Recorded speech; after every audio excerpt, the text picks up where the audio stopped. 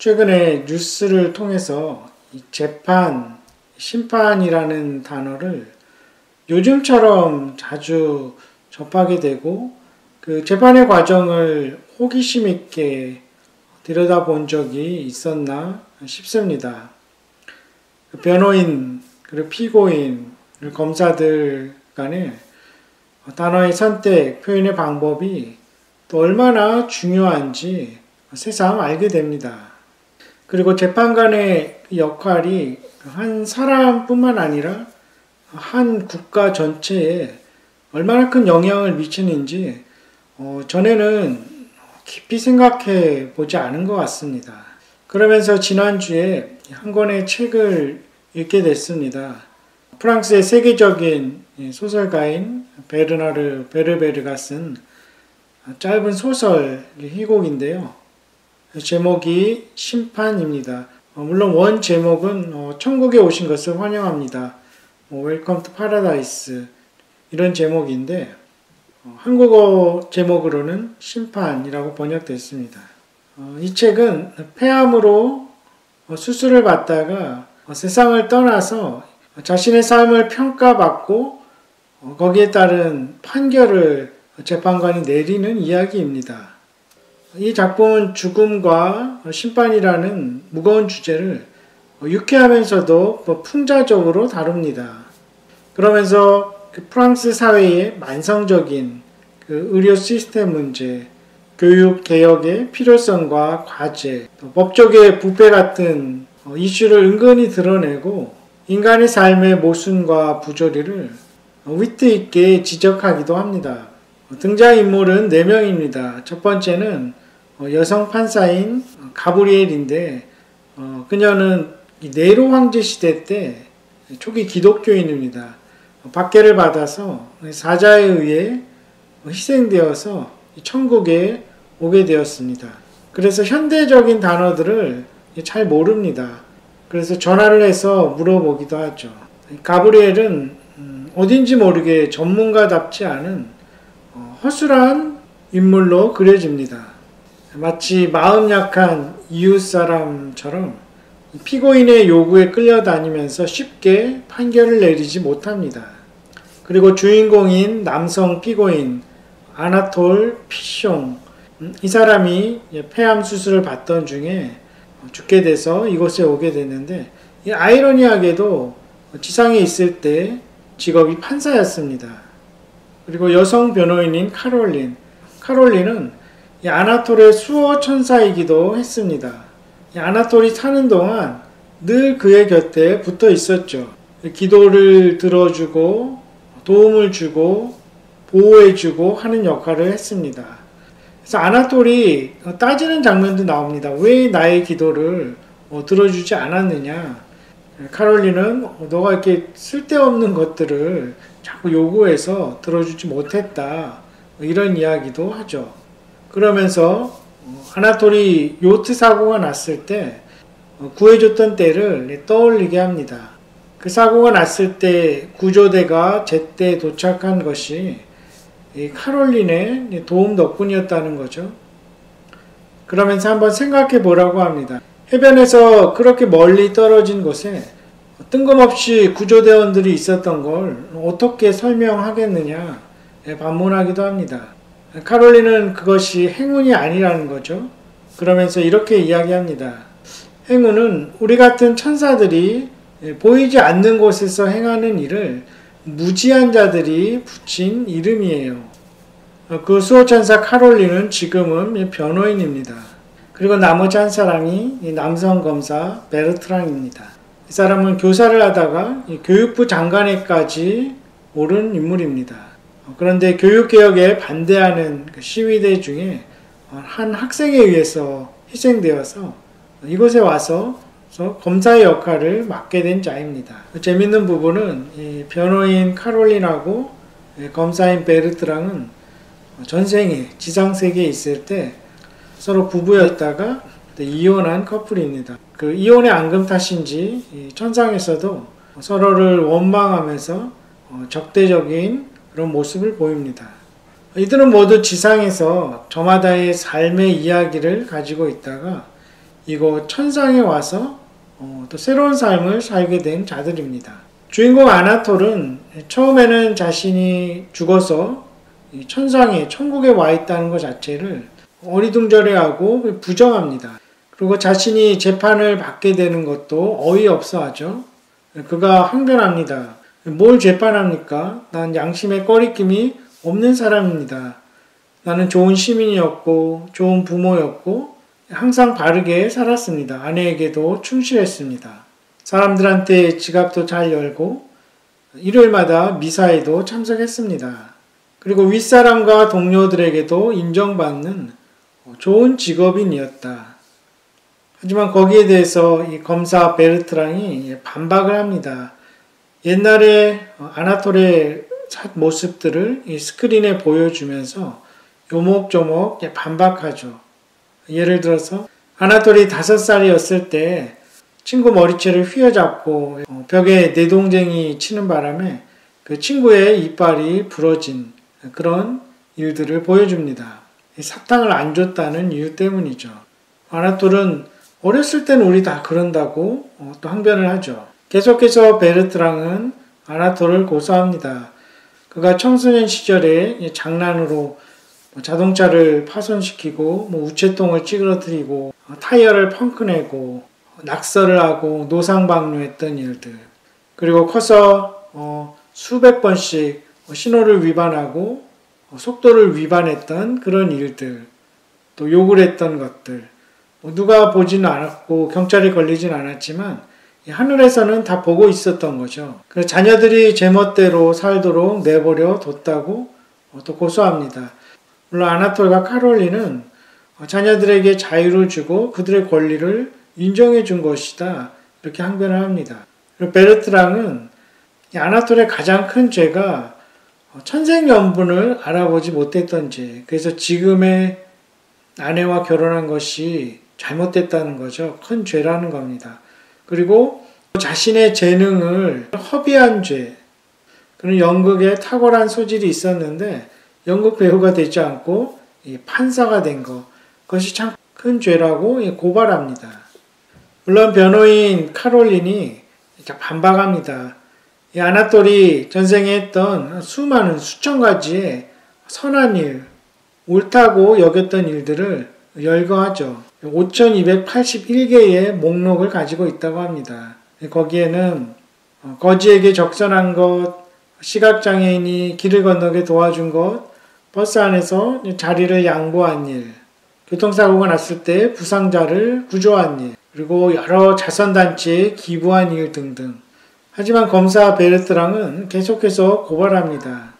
아나톨이 판사로 있던 시절에 불쌍한 어떤 여인을 법대로 매정하게 판결을 내려서 징역을 살게 한 일, 또 반면에 분명한 살인사건인데 외압을 받아서 그 살인범에게 무죄를 선고한 일, 그러한 사례를 들면서 몰아세웁니다. 카롤린도 거기에 반박하죠. 검사들은 어땠냐? 검사 측을 한번 생각해봐라. 재판을 제대로 안 해서 감옥에 보낸 사람들이 수백 수천 명이다. 그러면서 재판장에게 항변합니다. 단 한 번도 잘못된 판결을 내리지 않은 자만이 아나톨에게 돌을 던질 수 있습니다. 이 곡의 마지막 부분은 이 아나톨이 배우자에게, 자녀에게, 또 직업에 대해서, 또 신앙인으로서 어떻게 살아왔는지 평가를 한 후에 판결을 내립니다. 그 판결은 거기에서 사형에 해당하는 삶의형, 환생형입니다. 즉 다른 사람으로 다시 태어나서 지상세계로 돌아가는 것, 그런 판결이 내려집니다. 하지만 이 아나톨은 계속 아나톨 피숑의 삶을 이곳에서 살아가겠다고 완강하게 거부합니다. 물론 재판이 시작하기 전에는 다시 가고 싶다고 했습니다. 해결하지 못한 유산 문제가 있어서 해결하러 가야겠다고 했습니다. 그런데 지금은 이곳 천상, 천국에서 아나톨 피숑으로 계속 살아가겠다는 거죠. 어쨌든 판사 가브리엘은 단호하게 말합니다. 원한다고 아무나 여기 있을 수 없다는 거죠. 여기 계속 머물려면 그만한 자격이 돼야 된다는 것이죠. 예를 들어서 판사 가브리엘 자신은 초기 기독교인으로서 이렇게 박해를 받아서 순교했기 때문에 이 자리에 있을 수 있다는 얘기도 합니다. 아나톨은 계속 가브리엘을 설득합니다. 여기에 보니까 판사들도 수가 부족한 것 같은데 자신이 판사를 할 수 있다. 가브리엘을 돕겠다 이야기합니다. 결국 완강히 거부하는 이 아나톨을 대신해서 판사 가브리엘이 자신이 지상세계로 가겠다고 합니다. 2000년 전에 여기 와서 지상세계가 좀 궁금하기도 했던 거죠. 그리고 마지막 장면은 이제 이 아나톨이 재판관이 돼서 재판정에 오는 사람을 만나게 되는데 그 사람은 이 아나톨의 폐암 수술을 집도했던 의사였습니다. 그런데 그 수술이 잘 못돼서 이 아나톨은 목숨을 잃었는데도 이 의사는 수술이 끝나자마자 이제 나가서 골프를 치게 됩니다. 근데 골프를 치다가 벼락을 맞아서 죽어서 지금 이 재판정에 서게 됩니다. 재판관이 된 아나톨은 기다렸다라고 이야기하면서 이 희곡은 끝이 납니다. 수백 년 전도 아니고 21세기에 세계적으로 유명한 소설가가 죽음, 사후세계의 심판 이런 주제들 어찌 보면 인기 없을 것 같고 대중들이 관심이 없을 것도 같은 이런 주제로 왜 소설을 썼을까? 왜 희곡을 만들었을까? 한번 생각해 봅니다. 죽음이나 사후세계의 심판 이러한 것들을 그저 소설처럼 치부하면서 피식 웃고 지나가기에는 또 애써 외면해 버릴 수도 없는 중요한 이슈이기 때문일 것입니다. 그것은 아마도 사람의 영혼 깊은 곳에 하나님이 새겨놓으신 진리의 인장 같은 것이기 때문이 아닐까 생각해 봅니다. 오늘 본문에서 예수님은 죽은 모든 사람들, 또 죽어가는 모든 사람들이 마침내 심판을 받게 될 것임을 말씀하십니다.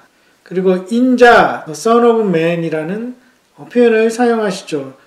그 인자는 다니엘 7장 10절에 보면 세상을 심판하는 자로 묘사됩니다. 예수님은 의도적으로 그 표현을 사용하신 거죠. 그리고 그 표현은 복음서 중에 이 요한복음에만 나옵니다.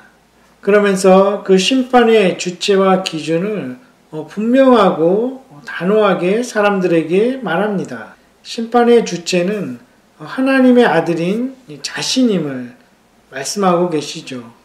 당시 유대인들은 하나님 한 분만이 세상의 최종 심판자라고 믿었습니다. 그런데 심판할 권리를 가진다는 그 예수님의 말씀은 그들에게 충격적이었죠. 그리고 그 예수님의 발언은 그들로 하여금 분노를 유발시켰습니다. 물론 이 발언은 유대인들에게 뿐만 아니라 나중에 사도 바울이 빌립보 교인들에게 또 이방인들에게도 했던 증언입니다. 빌립보서 2장 9절에서 11절입니다. 이러므로 하나님이 그를 지극히 높여 모든 이름 위에 뛰어난 이름을 주사 하늘에 있는 자들과 땅에 있는 자들과 땅 아래에 있는 자들로 모든 무릎을 예수의 이름에 꿇게 하시고 모든 입으로 예수 그리스도를 주라 시인하여 하나님 아버지께 영광을 돌리게 하셨느니라. 예수님은 심판의 기준도 말씀하십니다. 그것은 예수님의 말씀을 듣는 것입니다. 오늘 본문 24절에 이렇게 되어 있습니다. 내가 진실로 진실로 너희에게 이르노니 내 말을 듣고 또 나 보내신 이를 믿는 자는 영생을 얻었고 심판에 이르지 아니하나니 사망에서 생명으로 옮겼느니라. 예수님은 자신의 말을 듣는 것이 하나님을 믿는 것이라고 이야기합니다. 그렇다면 그 주님의 말씀, 그 진리의 말씀을 듣는다는 것이 구체적으로 무엇일까요? 예를 들어서 제가 어떤 아이에게 너 왜 말을 안 듣니? 라고 말하면 그것은 그 아이가 귀머거리라는 의미가 아니겠죠. 그것은 왜 내가 한 말을 따르지 않니? 시행하지 않니? 이런 의미입니다. 즉 예수님의 말씀을 듣지 않는다는 것은 예수님이 말씀하신 대로 행하지 않는 것, 살아가지 않는다는 것을 의미하죠. 그리고 이와 마찬가지로 주님의 말씀을 듣는다는 것은 그저 우리의 육체의 귀로 듣고 이해하는 데서 머무는 것이 아니라 그 말씀을 듣고 이해하고 말씀대로 행하고 살아가는 것을 의미합니다. 그리고 그것이 29절에 말씀하는 선한 일입니다. 그렇게 선한 일을 행한 자는 생명의 부활로 나올 것이라고 예수님이 약속하시는 것이죠. 진리이신 주님의 말씀을 듣고 따르고 살아가는 것이 살아계신 하나님을 믿는 일이기에 그러한 사람의 삶은 이미 사망에서 생명으로 옮겨진 것이죠. 심판을 받지 않는 것입니다. 24절에 생명을 얻었고 라는 우리말로 과거형으로 보이는 이 단어는 원어적으로는 현재형으로 쓰였습니다. 즉 이미 사망에서 생명으로 옮겨져서 살아가고 있다는 것입니다. 주님의 말씀을 믿고 그 말씀대로 살아가는 자는 이미 현재형으로 영원한 생명을 누리고 있다는 것입니다. 그리고 이렇게 죽음의 심판에 이르지 않고 사망에서 영원한 생명의 자리로 옮겨진 자들은 그들의 삶으로 그것을 증명합니다. 그리고 주님께서 그러한 은혜를 베풀어 주셨기 때문에 말씀을 따라 그 진리에 합당한 삶을 살아갈 수밖에 없는 것입니다. 예수님은 자신이 하나님의 아들로서 영원한 삶과 영원한 심판의 주체와 기준이 되는 것을 분명히 말씀하십니다. 그러한 권한이 있다는 것을 선언하시죠. 이 예수님의 주장에 대해서 C.S. 루이스는 그의 책 순전한 기독교에서 이렇게 이야기합니다. 예수님은 셋 중에 하나이다. 세 가지는 다 영어 스펠링 L로 시작되는 단어입니다. 첫 번째는 liar, 그는 거짓말쟁이일 것이다. 두 번째는 lunatic, 미치광이라는 거죠. 아니면 세 번째는 Lord, 우리가 무릎 꿇고 경배해야 할 주님이시라는 것입니다. 사람들은 예수님의 이 주장을 묵살하고 무시할 수도 있습니다. 비웃고 침을 뱉을 수도 있습니다. 당시 일부 사람들처럼 마귀로 몰아세워서 죽이려고 할 수도 있습니다. 하지만 그의 발 아래 엎드려서 그가 주님이고 하나님이라고 경배할 수도 있습니다. 그렇기에 세상의 모든 사람들은 그의 주장을 그냥 무심코 흘려버릴 수 없는 것이죠. 그리고 그 예수님의 주장에도 아랑곳하지 않고 중립적인 위치에 머물러 있는 것도 불가능합니다. 예수 그리스도의 말을 듣고 그분을 주님으로 고백하고 그의 말을 듣고 따르기 시작할 때, 한 걸음 내디딜 때 이미 영원한 삶이 시작되고 심판에 이르지 않는다는 것이 성경의 약속입니다. 우리로 하여금 그분의 말씀을 듣게 하시고 따르게 하시는 것, 사실 이것은 놀라운 은혜입니다. 성령께서 하시는 거죠. 도우시는 것입니다. 때로 우리가 넘어지기도 하고 실수하기도 하고 멀리 떠났다가도 이내 돌아오게 하시는 성령님의 은혜인 것이죠. 사람은 모두 예외 없이 죽습니다. 그 후에는 영원한 삶과 영원한 심판이 기다리고 있습니다. 그리고 그 주체와 기준은 하나님의 아들 예수 그리스도임을 성경은 증언하고 있습니다. 사도 요한이 성령의 감동에 의해서 이 복음서를 쓰고 이 복음서가 많은 사람들에게 읽혀지고 오늘날 우리에게 전하여진 그 주요한 목적은 예수 그리스도가 하나님의 아들이라는 것입니다. 하나님의 아들은 곧 하나님이라는 의미이죠. 사람의 아들이 사람이고 동물의 새끼는 동물이듯이 하나님의 아들은 곧 하나님이십니다. 하나님의 아들인 예수 그리스도 안에 생명이 있습니다. 생명은 오직 하나님께로부터만 옵니다. 생명은 우주의 먼지로부터 시작되지 않았습니다. 모든 사람들이 훗날 하나님의 심판대 앞에 섰을 때 베르베르의 희고 심판에 나오는 그 아나톨처럼 하나님께 항변할 수 있을 것입니다. 나름대로 도덕적으로 상대적으로 착하게 살았다고. 하지만 하나님의 그 지극한 그 거룩함 앞에서 그 거룩함의 기준에 누가 과연 부합할 수 있겠습니까? 누가 과연 그 심판을 면할 수 있을 만큼 완벽하게 살았다고 항변할 수 있겠습니까? 상대적으로 나름대로 착하고 올바르게 살았을 수도 있지만 그 도덕이 그들 자신을 구원해 줄 수 있을까요? 그들의 도덕 기준이 예수님의 십자가의 대속보다 더 뛰어날 수 있을까요? 성경은 그렇지 않다고 우리를 일깨워 줍니다. 그와는 반대로 그 어떠한 죄라도 예수님으로 인해서 예수님 때문에 하나님의 심판을 면할 수 있다는 것, 예수님 때문에 죄가 없다고 인정하고 선언해 주시는 것, 우리의 죄를 기억조차 하지 않으시고 전혀 죄를 짓지 않은 자처럼 여겨주시는 것, 그것이 바로 복음, 기쁘고 복된 소식입니다. 우리의 최종 재판관이고 또 우리를 위한 변호인이신 예수 그리스도에게는 거짓이 없습니다. 그가 하는 말은 겁박이나 회유도 아닙니다. 그의 말씀은 누구에게나 열려있는 새롭고 영원한 삶으로의 자비로운 초청입니다. 더 놀라운 것은 그 최후의 재판관이 피고인 우리를 위해서 스스로 목숨을 내어주고 우리에게 무죄를 선언하고 우리에게 새롭고 영원한 삶을 주신다는 것입니다. 참으로 기쁘고 복된 소식이 아닐 수 없습니다. 그렇게 우리는 매 주일 모여서 그 예수 그리스도께 감사하고 그분을 경배하고 그분을 노래하는 것입니다. 우리에게 죽음과 심판을 알게 하신 하나님께 감사를 드립니다. 늘 주님 앞으로 인도하여 그 말씀을 듣게 하시고 그 말씀을 쫓아 살아가게 하시는 성령께 감사를 드립니다. 우리는 그 큰 은혜를 입은 자로서 그 진리의 그 복음에 합당한 삶을 살아가는 그리스도인들입니다. 우리가 그렇게 온전한 그리스도인으로 살아간다면 주님은 진리의 빛을 우리를 통해서 다른 사람들에게 비추실 것입니다. 그리고 우리도 진리의 삶이 수반하는 참된 기쁨과 평안을 누리며 이 땅을 살아갈 것입니다.